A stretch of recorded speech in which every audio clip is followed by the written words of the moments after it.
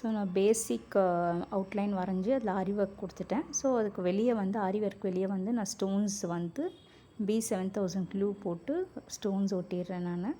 So இதே மாதிரி ஃபுல்லும் கவர் பண்ணிடுறேன் ஸ்டோன்ஸ் வச்சு.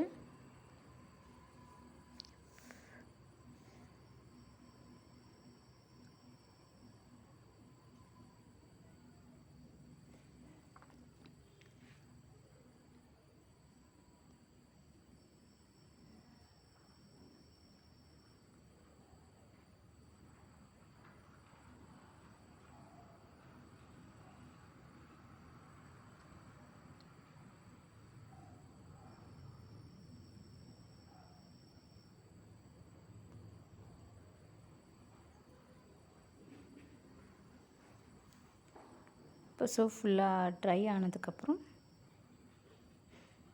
வெளியே ஆரி ஸ்டிச் போட்டு ஃபுல்லாக கம்ப்ளீட் பண்ணிடலாம்.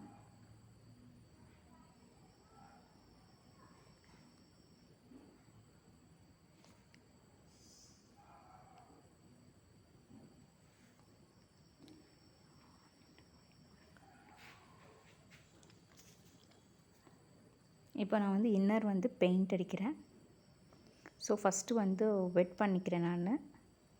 வெட் பண்ணதுக்கப்புறம் கோல்டு ஃபேப்ரிக்காவோட கோல்டு பெயிண்ட் வந்து நான் ஃபுல்லாகவே வந்து கொடுத்துக்கிறேன்.